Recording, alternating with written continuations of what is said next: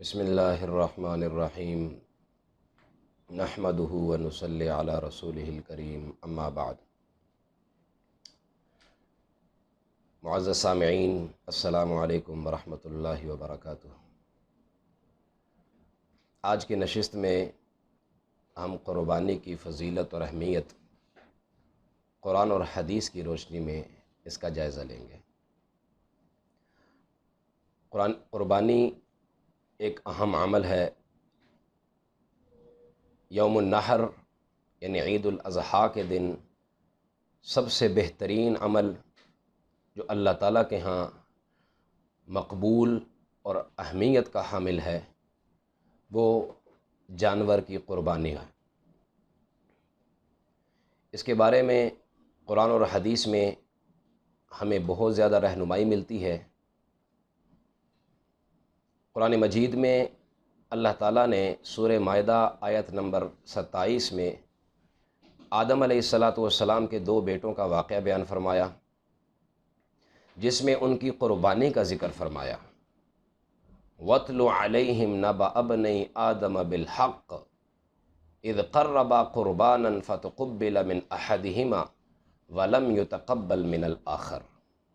اس سے قربانی کی تاریخ کا بھی ہمیں پتہ چلتا ہے کہ قربانی کا عمل تب سے چل رہا ہے جب سے ابن آدم دنیا میں آیا ہے۔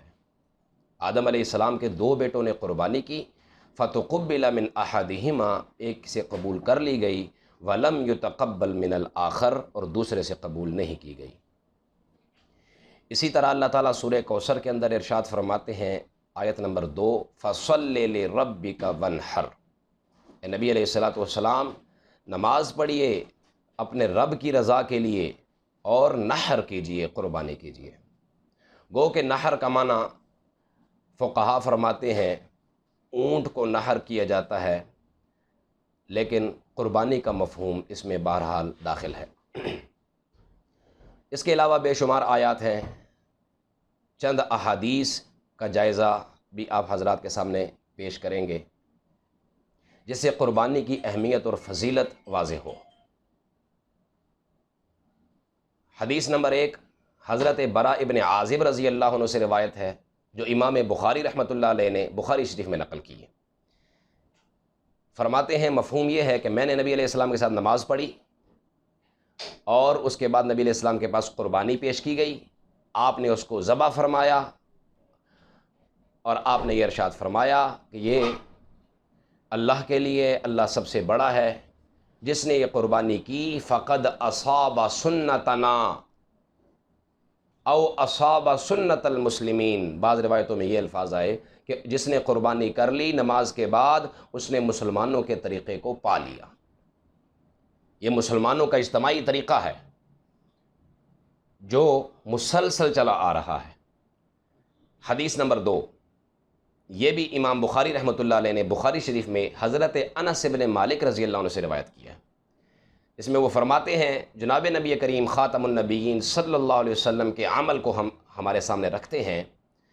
کان النبی صلی اللہ علیہ وسلم یضحی بکبشین وانا اضحی بکبشین، کہ جناب نبی کریم خاتم النبیین صلی اللہ علیہ وسلم 2 مینڈوں کی قربانی کیا کرتے تھے، اب میں 2 مینڈوں کی قربانی کرتا ہوں۔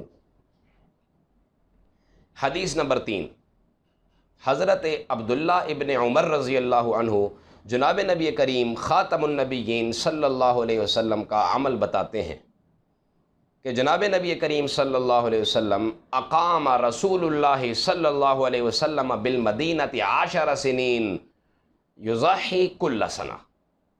رواہ الترمذی، اس حدیث کو امام ترمذی نے نقل کیا ہے کہ جناب نبی کریم صلی اللہ علیہ وسلم 10 سال مدینہ منورہ میں رہے اور ہر سال قربانی کا عمل کرتے رہے۔ اتنے تواتر سے نبی علیہ السلام کا اس قربانی کے عمل کو کرنا یہ اس کی اہمیت کے لیے کافی ہے کہ نبی علیہ السلام بغیر عذر کے اس کو نہیں چھوڑ رہے اور مسلسل 10 سال قربانی فرماتے رہے۔ اس پر ملے گا کیا؟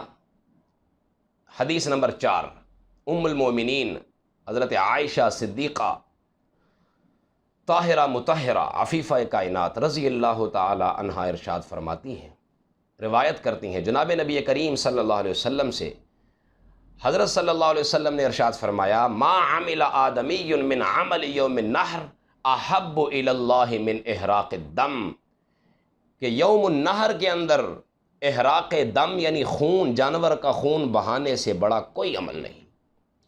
اور اس پر ملے گا کیا؟ انہ لیاتی یوم القیامت بقرونہا واشعارہا واضلافہا، کہ یہ جانور قیامت کے دن آئے گا اپنے بالوں کے ساتھ، اپنے کھروں کے ساتھ، اور اپنے جو ہے جسم کے باقی اعضاء کے ساتھ، یعنی ان اعضاء کے بدلے میں اس کو ثواب دیا جائے گا۔ اب وہ ثواب کتنا ہے؟